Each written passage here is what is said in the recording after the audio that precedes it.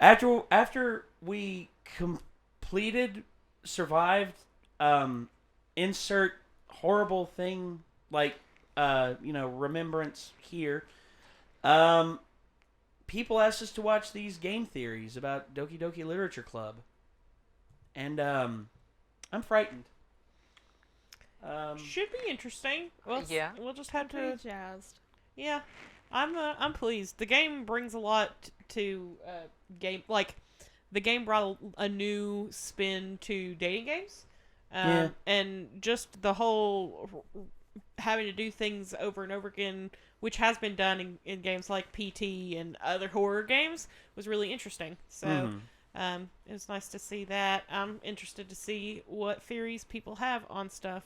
I'm really glad that we classify PT as a horror game. Like, we still talk It about is. it. It's still. I mean, I know it's a horror game, but like It's like Like it was just we- a demo. It's like a horror we walking refer to simulator. it as like a horror game. Like, I just like that we still talk about it. when it has been tried to be erased Oh, lucky, and canceled, lucky Yes. girl.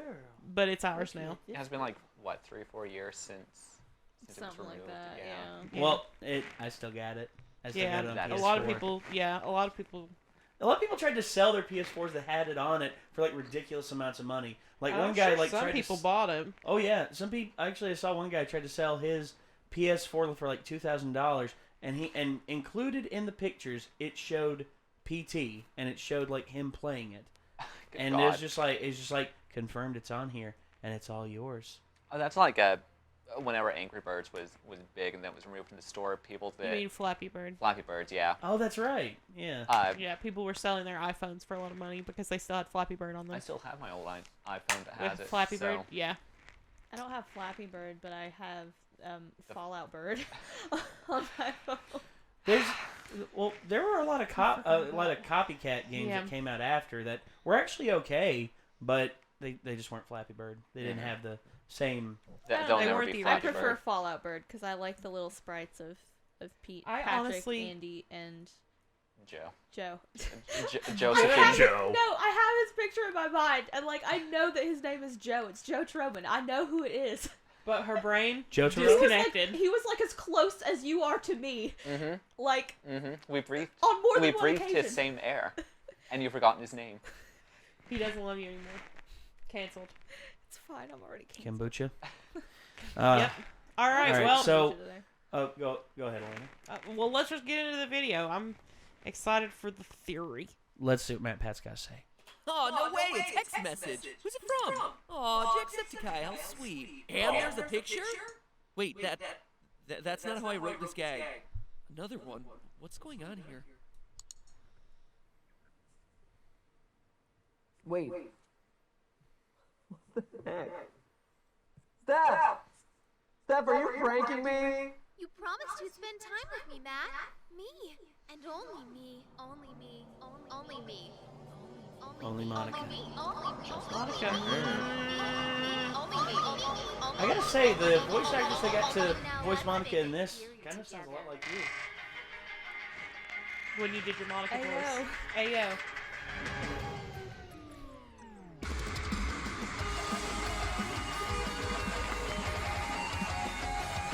He always does the special intros for like highly requested things like this. Hello, Internet! Welcome to Game Theory, where it's our goal to systematically prove that everything in your life is secretly terrifying. Over the years, we've made you fear public Wi-Fi, minimum wage jobs, and even the house next door. But today, we're gonna talk about a game that'll make you stop trusting the very computer you're using to watch this video. Unless you're part of the 75% of users who watch this show on a tablet, phone, console, or TV. In which case, just pretend you're scared too. Ooh. Okay? Okay. Looking at a Steam store page, Doki Doki Literature Club seems harmless enough. A cutesy, pastel-tinged dating sim starring 4 adorable waifus, as the kids say, all of whom you can try your hand at wooing for the low, low price of free. But look a little closer and it becomes clear that this game isn't the fun, light-hearted visual novel that it makes itself out to be. For starters, the top tag on the Steam store page is psychological horror, which makes it seem misclassified. And at the bottom of the game's description, which is a cute little greeting scathing note from the Literature Club's president, Monica, you'll find a very stern warning in bold letters. This game is not suitable for children or those who are easily disturbed. And in case you missed that one, the game greets you with that message yet again as you boot it up. One final reminder that this isn't meant for the faint of heart. It seems like a joke, right? But let me assure you, it is no joke. So in that Killer sense, Photoshop there, last Matt. chance to stop watching this video before I spoil the heck out of it. It is without exaggeration one of the best written, most surprising game stories of this year, even if it takes about 2 hours of fairly slow-paced visual novel action before you get to the really good stuff. 2 hours. Play it yourself, you're not going to regret it, or just watch our highlight playthroughs on GT Live. You'll get the point.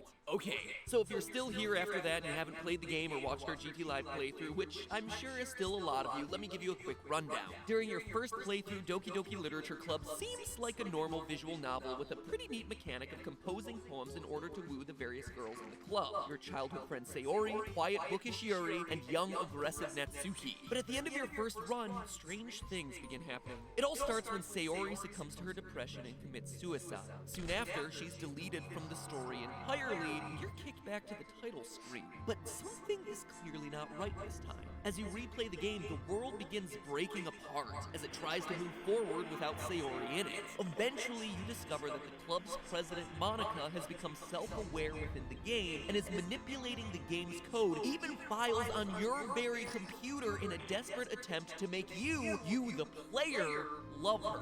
When nothing else works, she deletes everything else in the game, leaving just Monica. Just Monica and you in the club room with nothing to do but talk. Forever. At least until you do what she did to the other characters and delete her character file in order to save everyone else and reach the true ending. Doki Doki Literature Club intentionally leaves a lot dangling for gamers to figure out on their own. But out of all of it, one question has been bugging me nonstop since I finished playing it. What is the story behind Monica?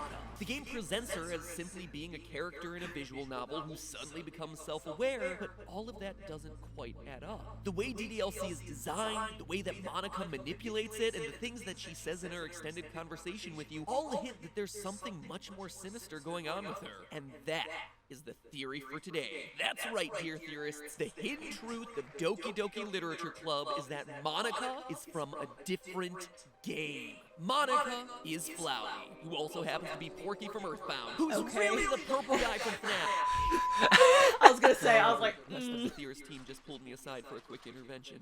Apparently I'm banned from making any links between this game and Undertale. Or any game and Undertale. Really, I'm not allowed to touch Undertale anymore. But in all seriousness, Monica is from a different game. And Season just Why that is, Doki yeah. Doki has a lot more to it than first meets the eye, even once you make it through the main story. Because the ending isn't even the ending. When you restart the game after deleting Monica, Sayori assumes the role of club president now, and things are pretty normal until the end of the first day, when you get perhaps the biggest twist of them all. Sayori now is self-aware, expressing the exact same desire to hoard you to herself that Monica did. So there's gotta be something that at least Monica and Sayori have in common, and possibly the other girls as well, that's making all of this possible. See, there's something about the way Doki Doki Literature Club is designed that doesn't quite add up. Throughout your second playthrough, Monica reveals that she's been manipulating events behind the scenes the whole time, that she's been messing with Yuri, Natsuki, and Sayori's character files by amplifying their worst traits so that you'll like them less and you'll like her more. That's why Yuri goes from being a little bit clingy to being self-harming and obsessive, why Natsuki goes from being flirty mean to just being a plain old jerk, and why Sayori goes from being mildly depressed to suicidal in the span of a few days. These are all the consequences of Monica haphazardly adjusting their character parameters behind the scenes, but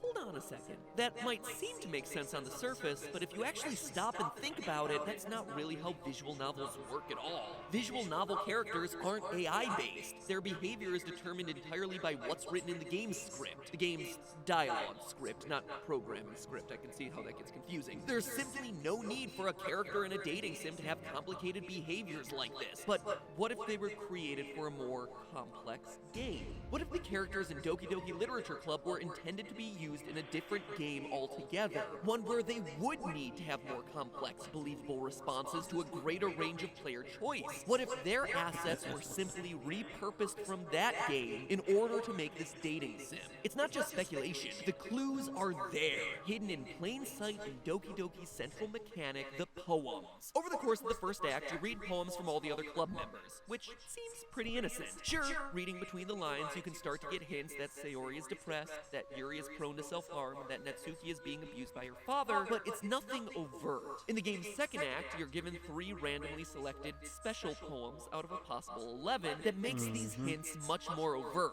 But there's one of these poems in particular that really stands out. A huge block of redacted text with only a few letters left visible, spelling out the question. That would be unsettling enough on its own, but if there's one thing Scott Coughlin has trained me to do, it's to run dark images through Photoshop and play around with sliders. If you crank up the exposure on that image all the way to max capacity, suddenly it becomes possible to read the full text, and man, it is weird. Irregular heartbeat, heart palpitations, arrhythmia. I search and search, eyes scanning everything I can find on their symptoms. What is this? Shortness of breath? Chest pain? Dizziness? No, this is all wrong. Alyssa's symptoms are nowhere near this simple. I've seen it twice now. The screams of pain, sickeningly pale skin, vomiting blood. There is no other explanation other than that Renier's information was a complete and utter lie. This can't all be coincidence. It's not possible. I don't know how much of this Renier is behind, but I do know this. There is something horribly wrong with this family, and I accepted the invitation to become a part of it. I can hear Alyssa's screams through the walls now. I listen helplessly. Renier said he would be with her shortly. Is he in her room now? Why is she screaming even louder than before? Chilling, right? This creepy letter is literally right in front of your face while you play this game. I got What's it all a mean? Well, those opening lines make it sound like someone who's trying to identify an illness. Irregular heartbeat, heart palpitations, arrhythmia are all possible problems of the heart, so it's not so much this person is making a diagnosis, but rather it's someone trying to read the symptoms he's seeing and figure out what the diagnosis is. It's a clinical assessment, which means that the speaker is a doctor of some kind. And notice the words he uses, their symptoms. It's an illness affecting multiple people, a family, as we see later in the letter. A family that apparently you can join, almost like a cult. It's also worth noting that this doctor who's speaking has some degree of detachment from this girl Alyssa, almost like she's a research subject of some kind, possibly part of a human experiment. And when you put all this together, a cult performing experiments on young girls, it starts sounding familiar.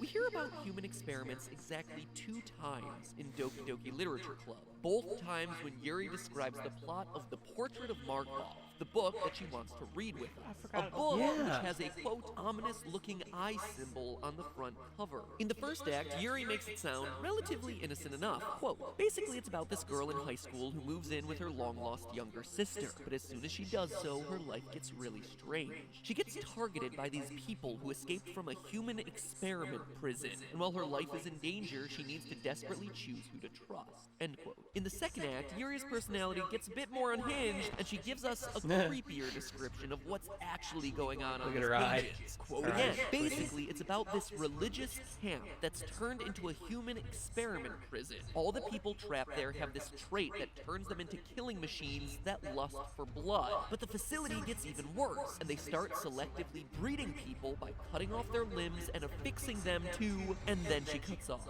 That's a lot of information for a fake book, especially when you compare it to what we learn about Natsuki's favorite manga. And that's because what Yuri tells us about The Portrait of Markov isn't just a short snippet of text meant to create the illusion of a bigger story. It is the bigger story here. It's the plot of the horror game that Team Salvato is working on. The game that all 4 of these characters originate from.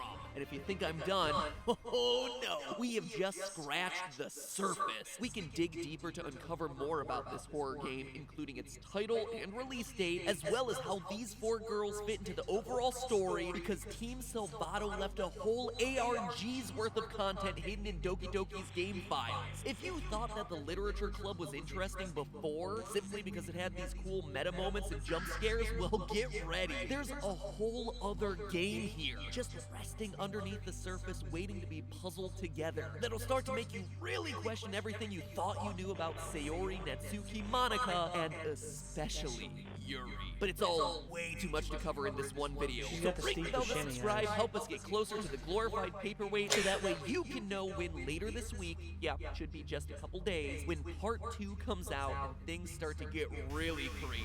I am already excited for this new game, and I think once you see what I and a bunch of Reddit community members have uncovered about it, you're gonna be really excited too. And in the meantime, remember, that's just a Monica. A Monica. Just Monica. Just Monica. Just Monica. Just 2? Monica.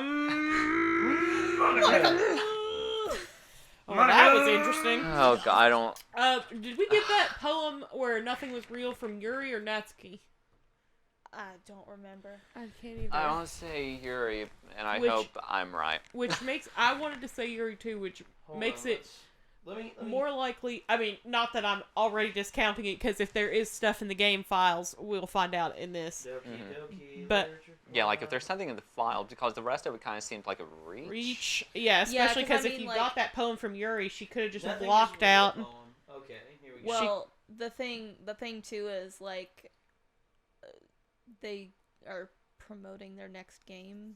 Yeah. Like, okay, like that's where you could stop. Yeah. I guess.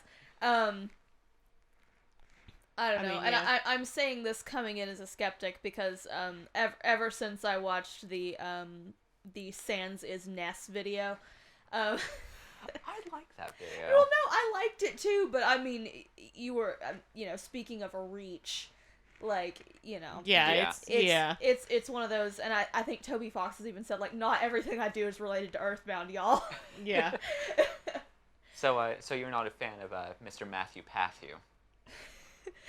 I mean, You mean Mr. Patrick? listen. No, it's not. Mr. Matthias Patias?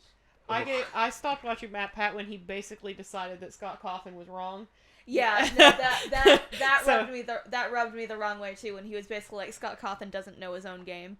Well, he later retracted that in a later video. Well, I'm sure he when did because that was dumb. No. No, it was after he realized what Scott was doing.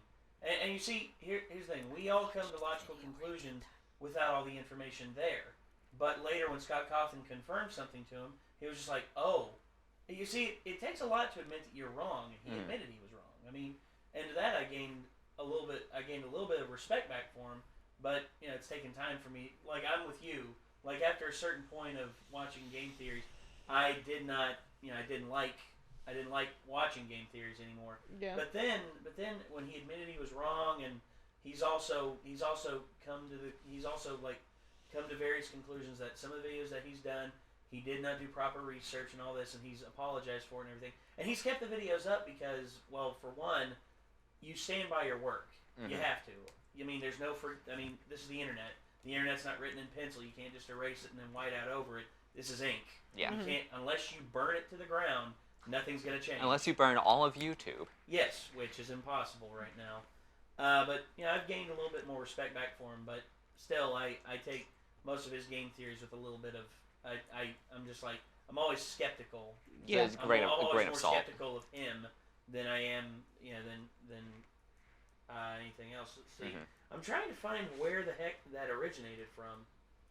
The nothing is real. Nothing is real letter. Because if it was from Yuri, then she could have just taken a page out of her book and marked through it with Sharpie, right? Maybe. If it is from the Portrait of Markov, which it sounds like it is. It does. So but maybe we'll find out in this. I mean, Yeah. if we don't, then I'll keep looking. But no more delays. Let's get to it. Just Monica. Just Monica. Just Monica. Oh, delete Monica. Just Monica. Just Monica. Just Monica. Just Monica. So last time we began covering the creepy hidden mystery of...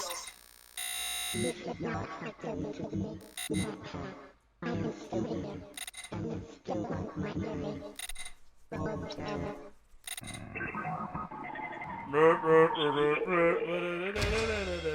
Internet!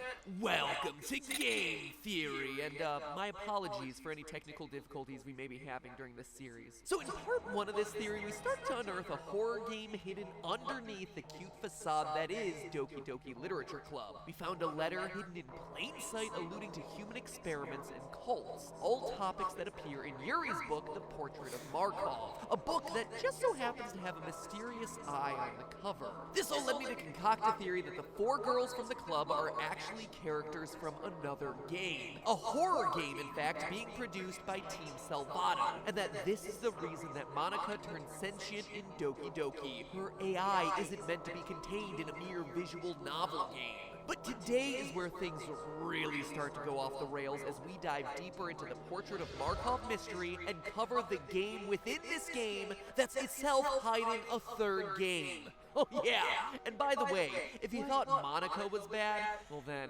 you should start getting really scared of Yuri.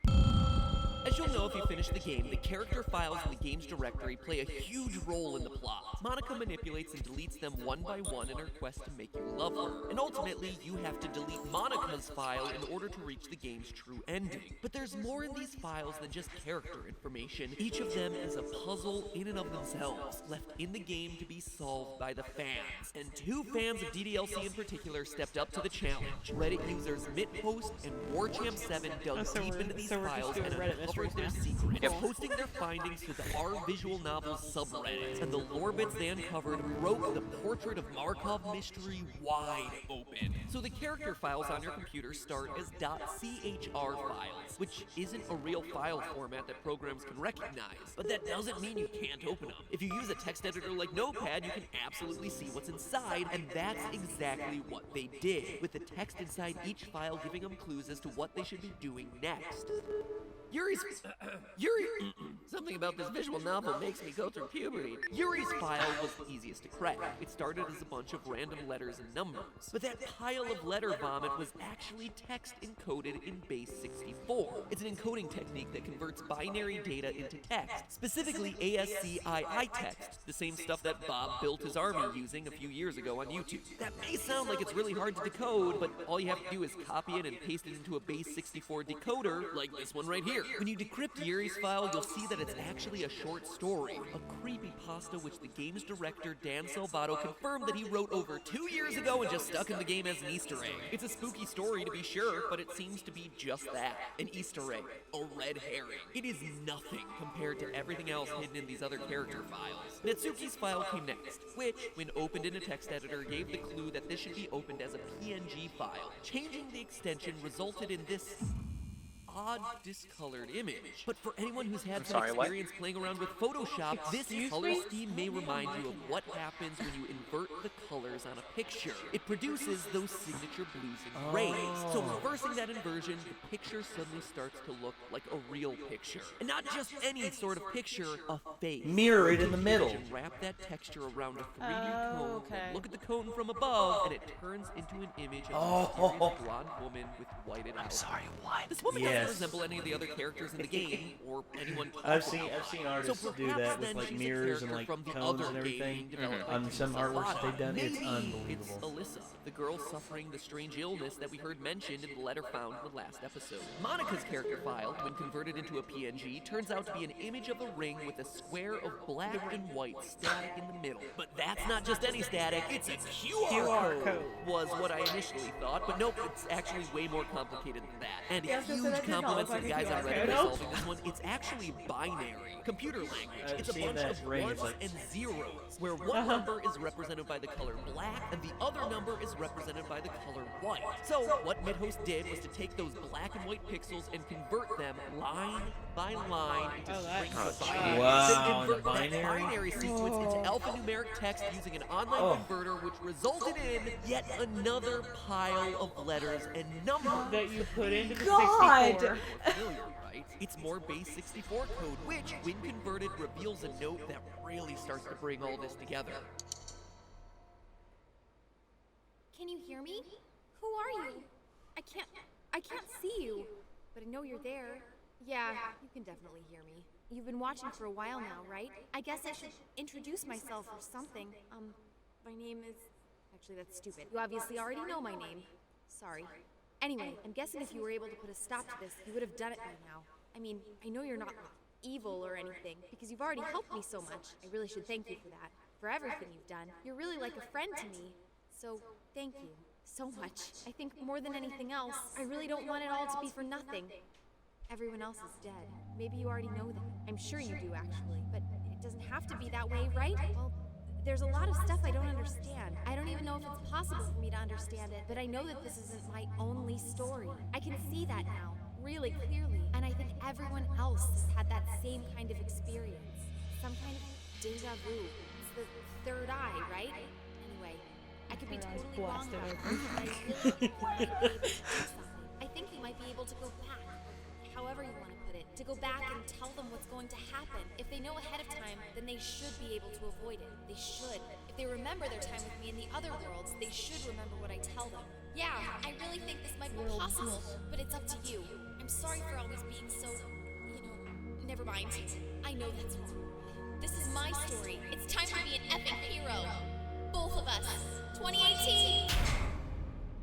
Wow, that is a lot to unpack, so let's get to it. Oh, First, God. this was written by Monica, as evidenced by the "you've been watching me for a while now, and you already know my name" line. It also seems to be written after Doki Doki's true ending, where she destroys the game. Notice how she comments that there's something you as a player can't stop, something that's killed everyone else, which is why she destroyed the game in the first place. But now come the bizarre parts. She says that she's experienced some sort of deja vu, and that this isn't her only story, supporting the idea that she's coming from somewhere else, perhaps, once again, a different game. And it's not just her either, it's all four of them. Quote, everyone else has had the same kind of experience. What's most exciting though is her suggesting that perhaps we as the player can, quote, go back and tell them what's going to happen. If they know ahead of time, they should be able to avoid it, meaning that we're going to be tasked with trying to jog their memories, or that in this new game there'll be some sort of Easter egg calling back to the events of Doki Doki. Quote, if they remember their time with me in other worlds. Other worlds, like other games that these characters have been used in. That maybe we can do something in these other games to warn the girls and prevent Doki Doki from ever happening in the first place. And the conclusion is pretty much the most blatant. Team Salvato has another game coming in 2018, and in this game, Monica isn't the villain. She's the hero. Of everything in Monica's letter, though, one reference in particular really stands out, blaming this deja vu on what she calls the third eye. And it's not just Monica either. This third eye is hidden throughout her time in the literature. During Act 2, you're always given two regular poems. Once the game starts to break, the first poem that Netsuki gives you is a string of random letters and numbers, which at this point we're old pros at decoding. Using Base 64, the text reveals a creepy hidden poem titled Open Your Third Eye, which describes the narrator stabbing someone to death. The second poem that Yuri gives you seems, at first glance, to be a huge block. Oh, yeah. But hidden in plain sight at the end of it is another ominous passage that describes a compulsive stabbing and concludes with the line, quote, the lust continues to linger through my veins. An ache in my muscles stems from the unreleased tension experienced by my entire body. Her third eye is drawing me closer. That's three characters now who've brought up this third eye. The same eye that happens to be described on the cover of the portrait of Markov. And remember what Yuri said about the plot of the book. Thanks, I hate it. Trapped in the human experiments at the religious camp have this trait that turns them into killing machines that lust for blood. That trait is undeniably the third eye. All of this points to Team Salvato's new game being about human experimentation, researching a psychic phenomenon that invokes uncontrollable bloodlust in the people exposed to it. Which brings us to the last piece of the puzzle, Sayori's character file, which is by far the trickiest to decipher. In order to unlock its secrets, you need to convert it into an OGG audio file, which sounds like a lot of but when you open that audio in a visualizer program and then apply a spectrograph to that visualization, you reveal a QR code that, when scanned, takes you to the website projectlibitina.com. This is fake. That is a ton of work just to reach a page of plain text. But the information contained within that text is eye-opening. Third eye opening, that is. Oh my god.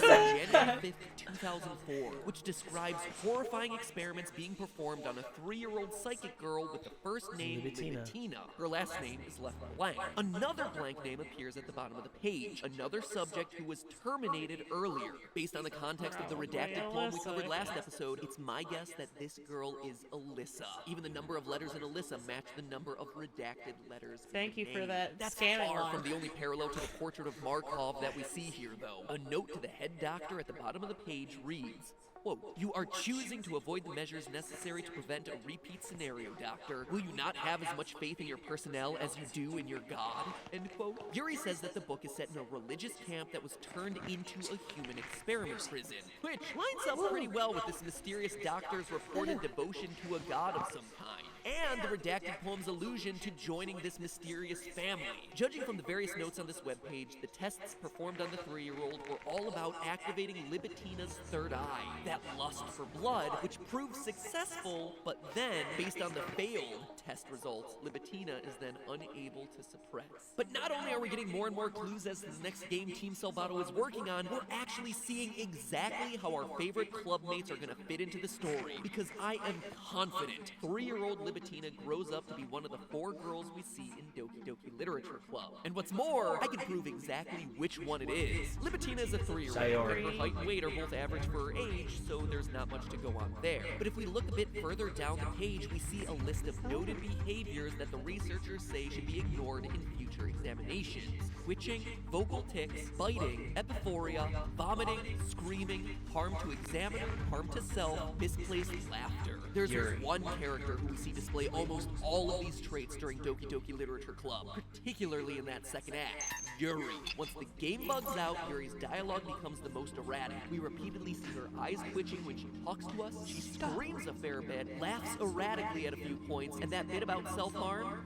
Hell, I don't think I need to explain that one. But these aren't the only clues that we have to go on. There are 2 more things that absolutely confirm that Yuri is Libitina. The first is her age. Libitina was born January 5th, 2001, which would make her 17 years old in 2018, the year that Project Libitina is set to release. As the only member of the Literature Club in senior year, Yuri is the only one of the girls in the right age range to be Libitina. But there's also one more piece of crucial evidence that absolutely clinches this theory, and the evidence isn't found in the game itself, or even in its data, or a random hidden webpage, but rather in the Doki Doki Literature Club merchandise store. Yeah! This guy is hiding clues in more places than Scott Cawthon. Team Salvato might not be offering much in terms of merch items, but the few items that are present reveal some very interesting details. So let's look at the posters. 4 of them are simply CG of each girl taken straight from the game. Nothing too exciting there. Another 4 are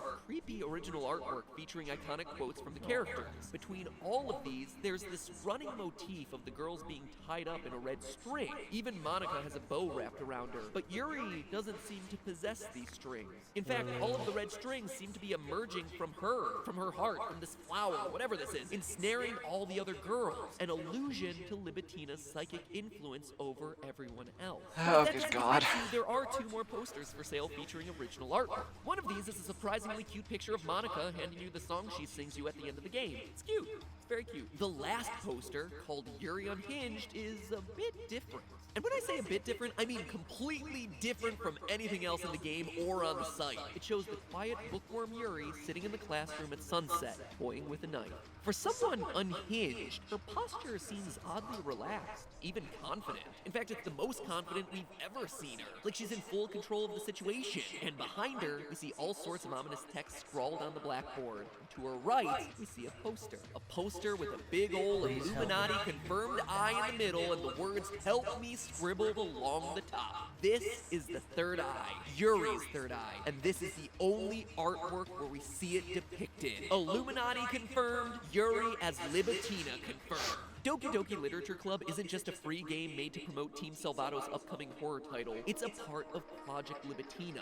Monica is the upcoming game's protagonist, while Yuri is the monster at the center of the story, Libitina herself. This is why Yuri was so attached to the Portrait of Markov story.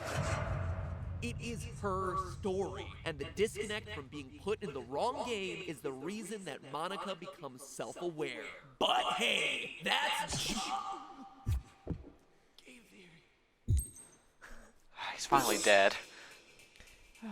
Why? Why? It's the eyes. I hate it. It's the Steve Buscemi eyes. Oh, okay. So Okay, there we go. Okay. that was a lot. All right, so Too much TM. so if that's what we're getting in the next game from, then I don't know, man. I'll see y'all in 2018, all 4 of us playing it. Well, that's we're here. We're this here is now. 2018. Yeah. Also, You're right. also, truth be told, if any of us have a third eye, it's me because look at this right here. It looks like got honestly, that spot? right here. Look, Blast it it won't open. open. It's too lazy. I have a lazy third eye. Oh my god. Illuminati confirmed. But, I can't believe he literally said Illuminati confirmed. Wild. Can. Illuminati.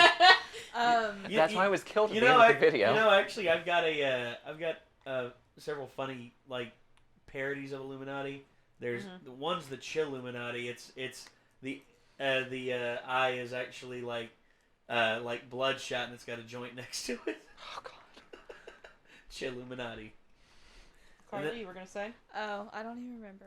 Oh, okay. Sorry, my Chilluminati killed her train of thought. Oh, but I mean, it was nothing profound. But I mean, I will say, like, I mean, the points made were decently solid. I mean, like, Of course, he that's- didn't come up with them. Somebody on Reddit did all the work for him. fair, but well, yeah. Yeah, I mean, it's a lot of it's not, As someone who's done a lot of digging in the 15 fan theory conglomerate, it takes a village. Like, you know, it does. you can't just be one person doing this. well, because everybody else notices something different. Right, exactly.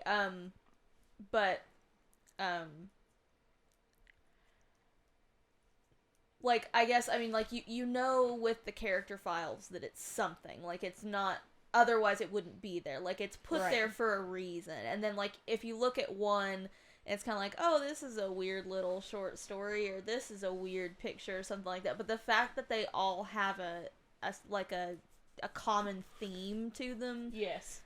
you know, it's not clearly something not an that- accident. Yeah, it's not something that they Yeah. cobbled together from all the disparate parts. It's clearly one big thing Right. going on. well, yeah, and with what Matt Pat did here, you mean at least he named the people that did the work. Yeah. And he showed how they Yeah. did the work. Yeah. I mean that I greatly respect. I mean, because who would have thought to do the binary coding on the Monica absolutely not. black and I white would paper? never have done I'd that. never. No. Once if I'd even gotten to the point of seeing the image with the QR code, I would have well, I know it's not a QR code, but like thinking it's a QR code, as soon as the QR code didn't scan, I'd be like, well, that's that.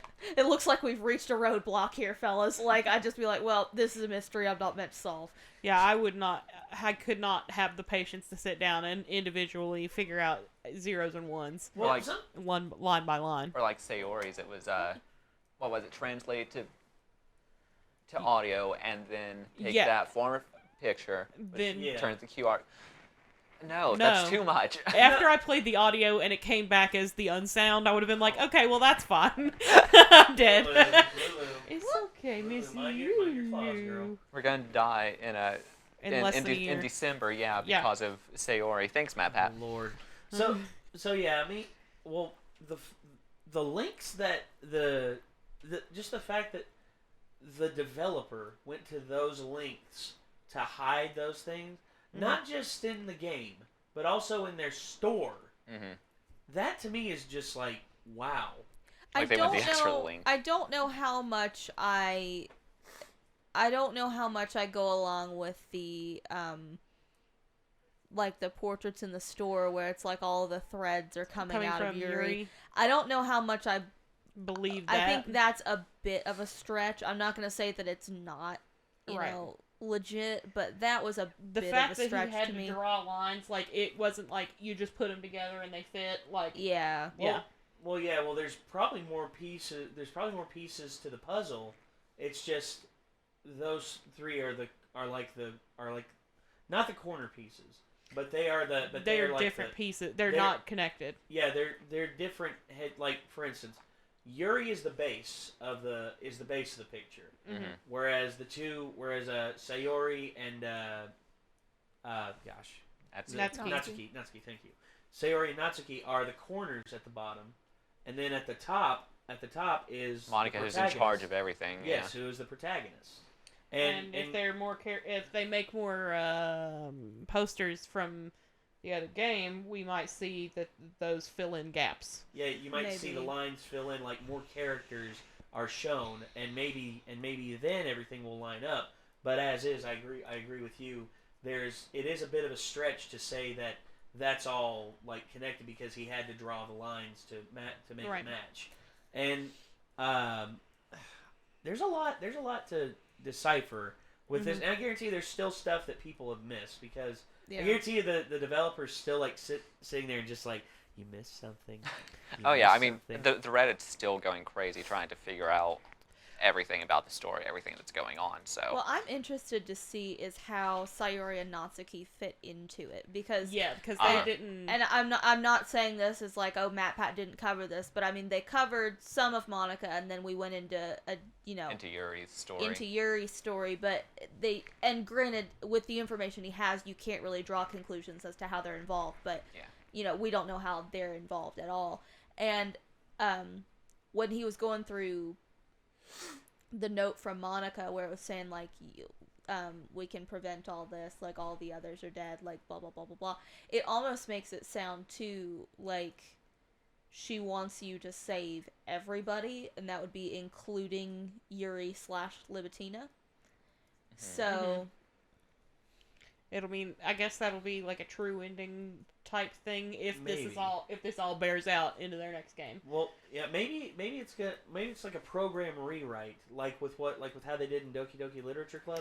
Maybe it'll be something like that in the game that they're doing, but it'll be and then you have to go back to the way I'm thinking about it is after you do something in the new game, you have to go back and play Doki Doki again. And maybe then they'll add in a different file into the character file. They'll have to do something to change it. Up. Yeah. Oh. I hope so, but I'm interested to see if the picture from Natsuki's file is actually Alyssa. Yeah. Maybe. And if it's possible that that's how Natsuki ties in, that Natsuki is Alyssa.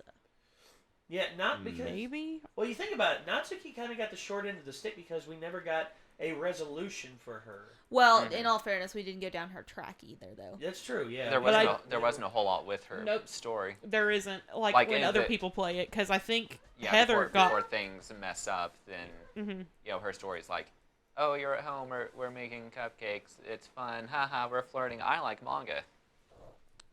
So it's not really as, Yeah. It's not as fleshed out as some of the others. As Yuri's, which might be because she plays a smaller role. Go ahead. Yeah. The only thing that wouldn't, maybe not the only thing, but one thing that wouldn't, make that mesh together is the fact that, from the way it sounded, Alyssa was before Libitina, and Natsuki is not older than Yuri. But, I mean, that doesn't necessarily have to correlate exactly. Right. I mean, she could be like Alyssa's daughter or something. Maybe she doesn't have a mom that we know of, but I mean, that's also a huge stretch, so. Well, yeah, the only family thing that we hear about Natsuki is her dad. Her dad's a piece of shit. Yeah. An utter piece of shit. But even before the game, fucks up, I don't even think that her dad's really mentioned at all. It's not really. Oh, Lord. It's not mentioned, until... Did she get shot? I don't know. I think she just lost her footing for a second. And then she got startled. Okay. I don't think, okay, but yeah, no, I don't think, I mean, we didn't go down her path more, but I don't think her dad was mentioned until after shit gets real. So. Yeah. Man. And then that leaves Sayori, which, what was in Sayori's, the audio file. The audio file that leads to Project Libitina. Sayori might be a key player. She might be like the info dump, or not info dump, more like the Oracle to Monica, to Monica. Maybe because for the information dump that is provided by Sayori's audio file, that scanning the QR code you get Project Libitina. Maybe she's going to be like a secondary protagonist. That would kind of make sense too. Yeah, that would kind of make sense too, I guess, because after you delete Monica's file and restart the game, Sayori is the one that becomes self-aware. Yeah. So it would make sense that if all of this holds water and they're all a part of the next game, that her and Monica would come from a similar place. Yeah. And that Natsuki and Yuri would come from a similar place. Right. Yeah. So we'll have to see. I mean, we got the whole 2018 to look forward to for whatever this game comes out. When did Doki Doki come out? It this was year? like November. Last November? Okay. Was it? I don't remember. It was the latter quarter. Okay. So this is the hopefully it won't be a whole year. Strangest ad campaign for a game I've ever seen. But yeah, I mean, but hey, but as much as I enjoy stuff like this, though, I yearn for the good old days when a game came out and it was a game and you played it and you finished it. Yeah. Well, but and now we're at game and then game point 2 and then 2.5. That being said, I have spent actual hours watching Final Fantasy 15 theory videos, so let's. I'm shocked. We know. Mouth. But I'm basically saying I have no room to talk. I eat this shit up. But at the same time, like I said many times during the video, I'm so tired. You peel back something and there are 2 more layers that form in its place. And you're like, God. This game's like an onion. Not the onion, but an onion. Yes. Shrek. Explain. Onion. It has layers. Layers. Are you saying it stinks? No, it doesn't stink. So this game is like onions. They stink? Yes. No. They make you cry. What? Maybe. I mean, sometimes. a little bit. Oh, you leave them out in the sun and they get all shrivel brown. up. And they shrivel up and get all brown and start sprouting little white hairs. No. Exactly. Yes, that's this game. Shriveled up white hairs. Yeah. That's what happens when you leave a hard drive with just this game on it out in the sun. God. Oh Lord. Anyway. And all you hear in the distance is just Monica, just Monica, Oh my God. just Monica, just onion, just onion. Just onion. Oh my God. Okay, we're becoming a Hugh Potato with this. It's time to end. Yes, it is. All right. Thank you so much. All right. So, ladies and gentlemen, this was the Doki Doki Literature Club Decoded. That everybody really needed us to watch. I'm glad we did that. Yeah, me too. Oh, me too. I learned a lot. I'm stressed. I'm excited for this year, for what may come. Yes, I can't wait. Yep. I'm excited. The game did its job. Yeah. And Pat kind of did his job, I guess. He did a good job at reviewing what Redditor said. So, yes. Thanks, Reddit. So, thank you, Reddit. Thank you. Another thing that I just thought of is that would make sense of why Doki Doki was free if it was just a veiled ad for their next game. God. Like I mean, not a prequel, but like an ad campaign. Yeah, an alternate universe for their game. You know what the dumbest one I've ever seen is? Like an ad campaign that's pretty much like a bait and switch. Why? It was this movie that came out. It was like, I forget, like The Possession, I believe. You go into the theater. What you watch in the theater is like 10 minutes long. And it says, go to this website here to watch the full movie. Literally, that's what happened. Really? So many people walked out of the theater and demanded their money back. Mm-hmm. Because I could have found out where to watch this online by reading the IMDb forums or something. I didn't have to deal with this shit. Yeah. God. And honestly, you see, they tried to do something, but it didn't work because the movie overall sucked. See, but that's the difference. At least Doki Doki is a good game that stands on its own. Yeah. Yeah. Which is why I said so many times I was surprised it was free, because it seemed like there was a lot of work into it. Oh yeah. Fuck me. All right, well, that was it. We did it. We did it, fam. We survived. Yes. Did we? Yeah. So I mean, look at her. She's found a new toy. All right. So, ladies and gentlemen, signing off for the meme squad. Yeah. Yeah. I'm Nate. I'm Carly. I'm Elena. I'm exhausted. And that's Lucy. And that's Lulu, She's our playing. mascot. We'll see you later, everybody. Links to the original videos down below. Be sure to check out Game Theory if you're interested in that kind of stuff. And we'll see you later. Peace out. Bye.